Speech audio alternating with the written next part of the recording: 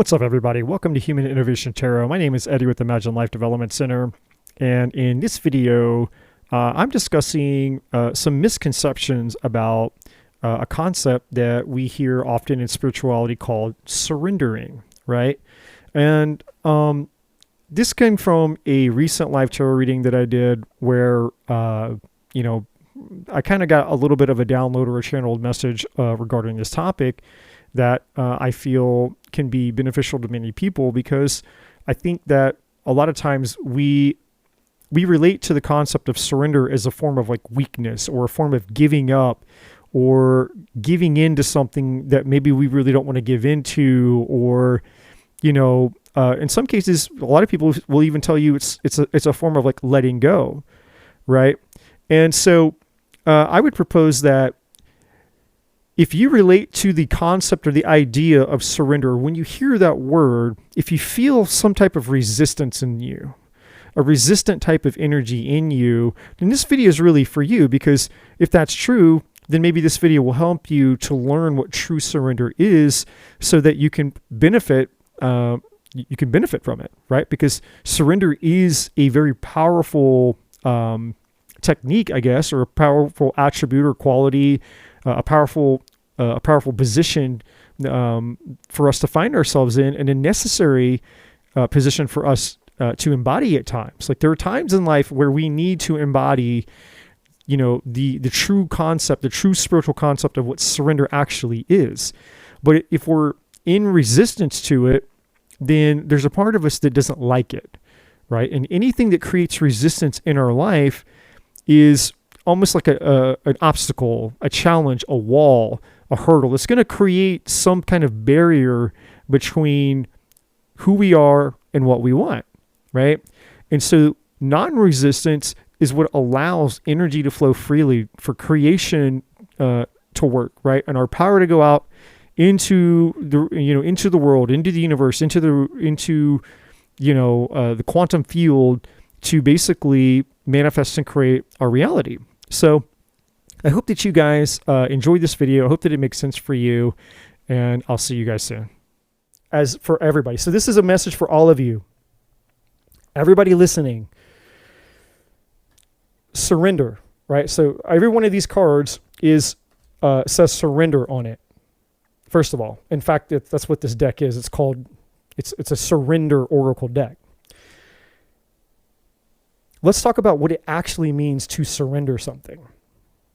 Because the language and the terminology and the way that we define that, even though we're not being consciously aware right now, a lot of times little things unconsciously pass our awareness that have very important meanings, like the word surrender. Because how I define the word surrender might be different than how somebody else defines the word surrender. Right? Let's use an example in relationships, right? The word love. What does the word love mean to you versus what the word love means to somebody else? Could be two totally different worlds, right? Because your model of the world, your definition of an experience of what love is versus somebody else's could be obviously totally different. But we make these judgments and these assumptions that love just means love because of its technical book definition. The dictionary definition means this, but it doesn't mean that in our nervous system. It doesn't mean it historically for us. And so when we show up in a relationship, and when I say to my partner, if I had a partner and I said to my partner, I love you, what that means to me is a bunch of different things. Now, my person understands the sentiment of it. The person goes, I understand the sentiment of what he's trying to say. But in their mind, what love actually means to them is something totally different. And that's why there can be so many why so many people in relationships, again, I'm just using an example that we can all relate to, why two people can be saying the same things, they can be trying to convey the same types of things, but no one's getting through to each other. I'm trying to show you that I fucking love you. I don't understand. What else can I do? I love you. I love you. I love you. I thought it was obvious that I loved you. Thought it was obvious when I loved you when I married you. And we had a child together. And we bought a house together. I thought it was pretty fucking obvious that I loved you. And then over here, that person doesn't, for some reason, they don't feel loved. And this person over here is doing everything that they know to do according to their definition of love to make that person feel said love. But they're over there going, I don't feel it. And then they turn around and they're like, well, I'm trying to love you. And then this person's complaining that they don't feel it. How can it be so complicated? How can it be so complex? Two people who truly care about each other, claim they love each other, but neither one of them feel loved. It's because their model of the world, their perception, their meaning, the meaning that they've attached to what love is for them is different than the meaning that the other person has. It's just like love languages, right? The 5 love languages, right? You have touch, quality time, words of affirmation, gifts, and acts of service. Let's say I'm a physical touch person and you're a physical touch person. Cool, great, that works. We're both physical touch people. Well, how much touch is too much touch? How much touch is enough touch? What type of touch? Like now there's all these variances. There's all these variables. It's not just, hey, I'm a physical touch person and you're a physical touch person. Great. We're going to get along just fine. Right? No, not necessarily, because there's variables. That's too much touch. That's too strong. It's too forceful. It's not enough. Right? The same concept with time. How much time is enough time? How much time is little time? Right? You ladies, like, okay, I'll be right down. I'm just getting ready. And us men were like, I made reservations for 7:00. It's 6:55. We have 5 minutes to make a 15-minute drive. And you know what that means, ladies? That means that I'm going to speed, which means it's going to trigger you because you hate when I speed. So now I'm going to be the asshole and I'm going to be the bad guy. I made reservations. I told you about the reservations. You knew that we had to be there by 7. And here you are, 6:55. You'll be right down. You'll be right down. Here I am. Super fucking stressed out because now I know that I'm going to have to speed to get there to the reservations by 7 because actually what I'm trying to do is do all the things right to make you happy. Trying to make you happy. Put all this thought, all this effort into this date. Get us there on time. Have a nice night. Even not even have to speed. I was trying to make you fucking happy driving in the car the way that you always complain about me not driving the car. Actually, just going to, I'm not going to speed. I'm just going to drive. We're going to just have a great night. And all I needed you to do was one fucking thing. Just be ready on time. That's it. I just needed you to be ready on time. So he's sitting there waiting. Now, guess what? It's 7:05. 5 minutes over. Here you come down the stairs. Glamorous, gorgeous, beautiful, and ready. And he's pissed. He's pissed fucking off. He doesn't want to go anymore. He doesn't want to. He's pissed. You come down and you're like, oh, so beautiful. And you're just waiting. You're waiting for him to appreciate how beautiful you look. You're waiting for all the things. I'm going somewhere with this story, by the way. You guys are thinking, what? Now he's talking about this other shit. How does this have to do with surrender and all this other? I'm going somewhere. Just wait. I'm going somewhere. This is going to make sense. I'm going somewhere with this. She's waiting for the affirmation, waiting for him to be like, oh my God, look what I did for you. I wanted you to be happy. I did all this for you. I didn't get ready and take all this time to beautify myself because I had nothing better to do. I did it because when I came down the stairs, I wanted to see the pleasure in your eyes.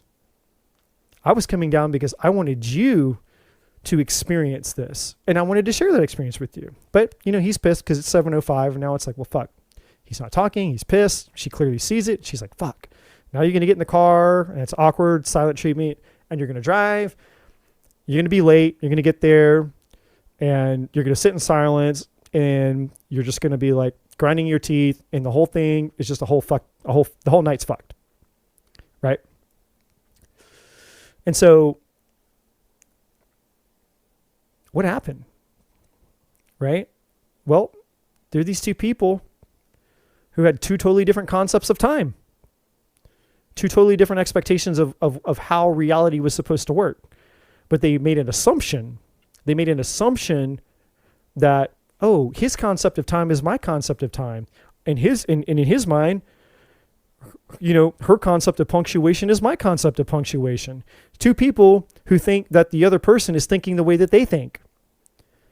You're just projecting, yourself onto the other person and assuming that the other person is doing things the way that you do them, think the way that you think, and having your experiences. Right? And so we do this. And so then when you hear something like the word surrender, we have the same type of mentality. That's why we don't pay attention to these subtle spiritual things, because the reason that spiritual messages go underneath our radar a lot of the time is because our mind is so quick to generalize based on that same concept example that I just gave you, right? It's just it's this generalization that we think that, like, okay, yeah, I already know that, or yeah, the world, the concept of the world is the way that it is according to me. So when I see the word surrender, I'm like, yeah, I know what that is. But then your spirit is trying to send you a message saying, no, you don't. You don't know what surrender means. And I'm trying to teach you. I'm trying to show you that all the things that you thought you knew what they were are actually not the things that you think they are. That's why I'm trying to communicate with you. I'm not trying to communicate with you because I have nothing better to do. I'm trying to communicate with you because this is the most important thing that I could do. Our spirit is speaking all of the time, trying to show us what is real, to lead us, to guide us, to evolve us, to grow us. So what does surrender mean here? Because again, this is not just for Brandy, by the way, but you can thank Brandy. Everybody can thank Brandy for her question, because she's just one example of the many of us who have the same problems collectively in our own way. We all have the same problems, so we can thank Brandy for being the example that we can all participate in the learning of for ourselves, because that's how this shit works. Is that surrender is not giving up. It's not, when you think of the word, the term surrender, what does it mean for you? It feels like giving up. It feels like giving in. It feels like, defeat. Like I have to throw in the towel. Like you have to surrender, lay your weapons down, wave the white flag. Okay, you win. Right? That concept alone, the concept alone of winning, what does that imply? It applies competition. Right? We do not, the bullshit, the beginning, all the way back at the beginning of this reading, the whole live, I said that the Matrix is getting an upgrade. I don't know how many of you were here, and I don't know how many of you even remember, but I did say it. The Matrix is getting an upgrade. You know what the upgrade is that the Matrix is getting? As we move into 2025 to 2050, that's about as far out as I've been given. I've not been shown anything beyond 2050, but between 2025 and 2050, the next 25 years, one of the first upgrades that we're getting, and it's a major upgrade to the Matrix, is this bullshit paradigm is going away about the illusion of competition, right? That we're not here to compete. It's not fucking Darwin's bullshit laws of like only the strong survive and all that bullshit. It's like we don't live in a competitive place. We're about to go through a great spiritual awakening where we realize it's not a competitive world that we're living in. There's no such thing as winning. That's bullshit. There's no winning in anything, right? Because the idea of winning also suggests losing. That's competition. And that's why we have so much shit in the world right now. So much pain, so much suffering, all the things that people complain about. The things that are affecting you, the things that are affecting other people, the wars, the politics, all the bullshit, the religion, and all the hurt, all the things, the killing of innocent people, the killing of animals, all the things. is because of that fucking belief system of competition. And where there's competition, there's scarcity. That's where the scarcity mentality comes from, is from the parent belief is competition, and it creates all these other like viruses, right, that we get infected with. One of them is scarcity. When we believe we have to compete for something, then we believe in we fall into the trap of scarcity, meaning like, oh, well, if they can get it, that means that I can't. Look at 2020. It's a fucking respiratory virus, and people are literally hoarding toilet paper. Hoarding toilet paper. Like, I didn't know that the coronavirus was causing like explosive diarrhea across, like I didn't know that's what this was doing. Why are we wearing the face diapers on our mask and instead of on our ass? Right? We should have all been wearing real diapers with all the amount of toilet paper that people were hoarding. What the fuck was that about? Let's just hoard toilet paper. And no one's wearing diapers. They got the face diaper on, but they don't have their ass diaper on. I was confused. Personally, I was confused. It's like, well, you're buying the wrong thing. The diaper shouldn't be on your face. It should be on your ass because you have all the toilet paper. That's what you're saying. It's like, oh my God. And if I don't get the toilet paper, and if I don't get all the toilet paper, because I surely can't share, I have to have it all. What am I going to do? There's a pandemic. There's a virus. What am I going to do if I can't get my fucking toilet paper? It's like, interesting. You know what people didn't have? They weren't hoarding food. They were hoarding toilet paper. So let's just think about this for 2 seconds here. You're not eating food, which means you're not going to be taking a shit. If you're not taking a shit, you surely are not going to be having to wipe your ass. Forget that this is a respiratory virus. Forget all of that. Let's just forget that whole common sense thing. You're not eating, you're not taking a shit, you don't have to wipe your ass. So what exactly are you hoarding the toilet paper for? The only reason that people hoarded the toilet paper was because of an inherent sensation in their body, a survival sensation that they were experiencing, where the buying of toilet paper gave them temporary relief. That's all that was. When people lose their shit, when the world, all of a sudden, something crazy happens. Oh my God.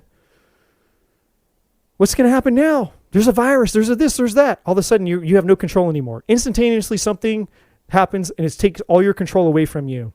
And you go into pure self-preservation mode. People do crazy fucking shit.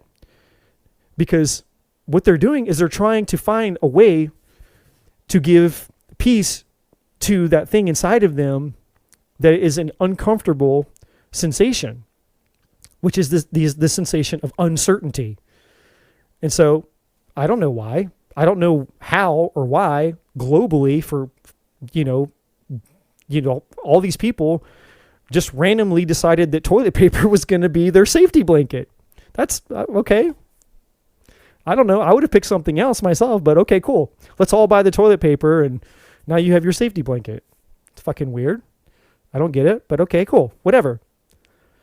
So my example in sharing all of this is our perception of things that we have taken on in the matrix. It comes with a somewhat of a know-it-all mentality. I know you guys thinking like when I'm talking and I'm saying these things, it sounds like I'm talking about something else because it seems unrelated, but I promise you it's very fucking related. Because this isn't how I talk, and I wouldn't bring up these things. These are not things that these aren't the things that I think about. These aren't the concepts that I sit around pondering, much less for them to come through me on the fly. I'm way too OCD for that shit. Like, I'm thinking like, if I'm going to present something, if I was going to come to you guys with knowledge that I had, something that I learned, like I would have notes, I would have a presentation, like I would be like, okay, well, I have to make, this is just whatever the fuck comes through because I put myself out of it, which is why it's profound to me, which is why I always come back and I watch these things and I'm like, holy shit. Because you guys come here and you're asking questions and I'm just here, I'm like, yeah, it's free tarot readings for you guys. What it is is by you guys being here with your questions, you guys basically are an excuse for this information to come through me. And I'm just over here just like grabbing hold of all of it. I'm just like putting it in my bank account. I'm like, dude, bring it on. Bring it on.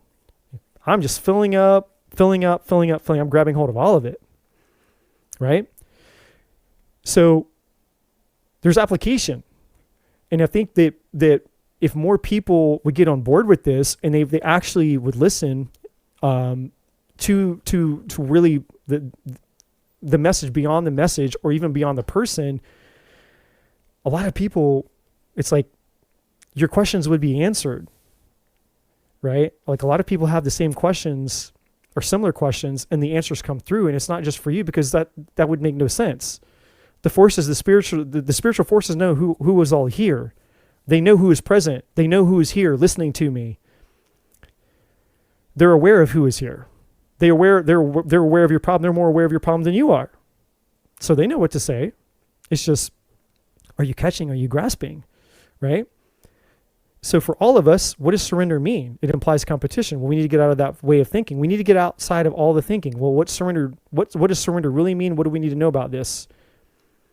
Beyond the fact that maybe, that even that itself is a whole other concept for us to explore, which I'm not going to get into, is that a lot of us are stuck because of the fact that we have made assumptions about the meanings that we've attached to things.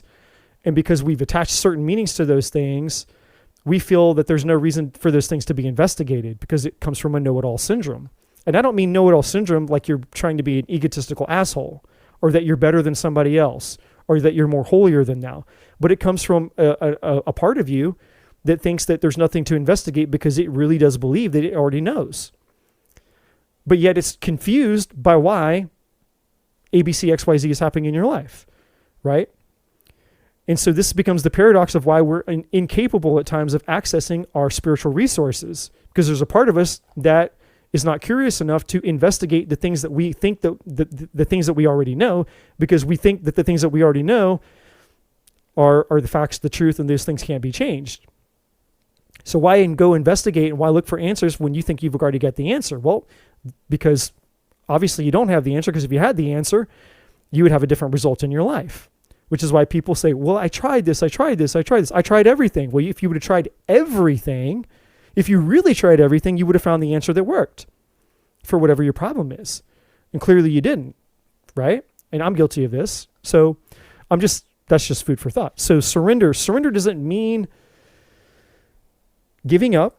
It's not any type of language that's attached to an idea of competition. Surrender means taking yourself out of it and allowing, right? Like it's taking a position of acceptance. Like there's a psychological like type of fact. And you guys may have to go research this.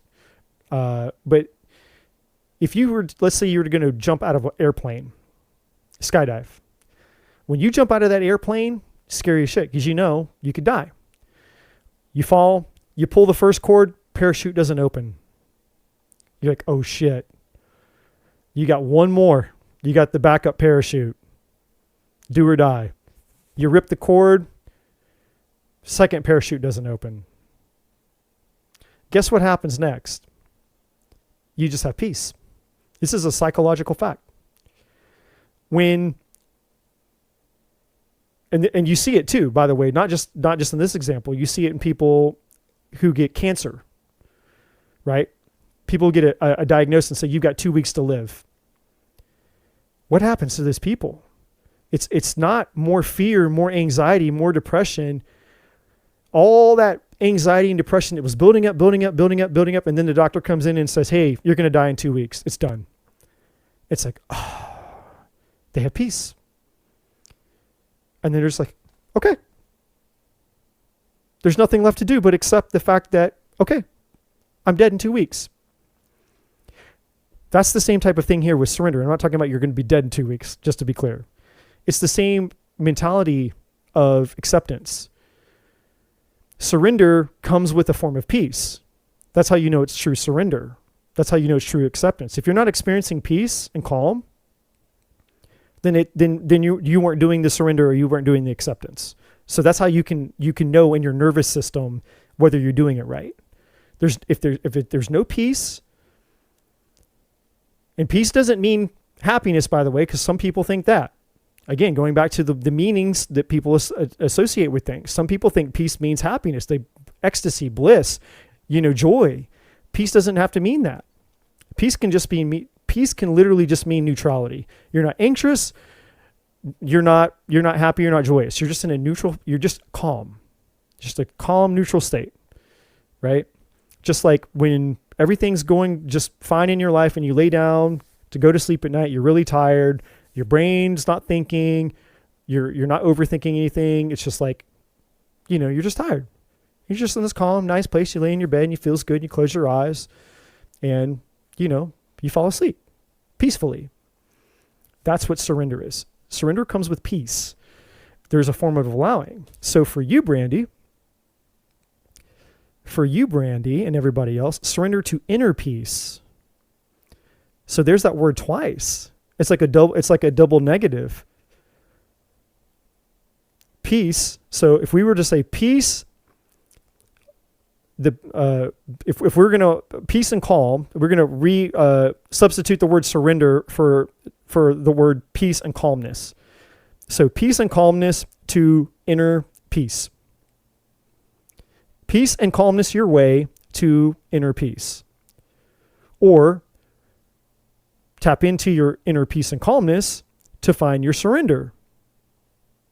You could reverse it, right? And then surrender to your soul's path. Now, for you, Brandy, specifically, these are in a order for a purpose. In order for you to be able to successfully surrender to your soul's path without the spiritual insecurity that we've been talking about, you must first learn to surrender to your inner peace and calmness. And the more that you surrender to your inner peace and calmness, no matter what the external circumstances and situations are around you that rob you of your peace, because of, again, maybe that subconscious belief that we talked about, that maybe you are responsible and blah, blah, blah, blah, blah, blah, blah, blah, because it creates this insecurity in you, and insecurity creates powerlessness in you. It's a contraction, right? And now you start to question yourself. That's what insecurity is. And insecurity is the questioning of oneself at a toxic and extreme level. When we start to question ourselves in a way that's non-productive, and it creates more damage or more bad than good. The results are unproductive. It's okay to question oneself. We should always investigate and question ourselves if it promotes growth and evolution. That's what self-development is. Personal development, personal growth is literally the act of questioning ourselves, questioning our beliefs, questioning everything we know to find truth that helps us grow. And insecurity is the other side of that coin. Insecurity is I'm questioning myself not because it's going to promote my growth. I'm questioning myself because I don't believe in myself, because I've allowed fear to penetrate me. I'm allowing fear to form my reality, not my spiritual truth. And so when you find the peace and the inner peace and the inner calmness, because you've detached yourself from the fear and the insecurities and the bullshit, now you're back on your soul's path. Hey guys, thank you so much for checking out this video. If you haven't already, please like, share, subscribe to the channel. All the other information is in the description box below. And as always, my friends, I'm not a bloody psychic.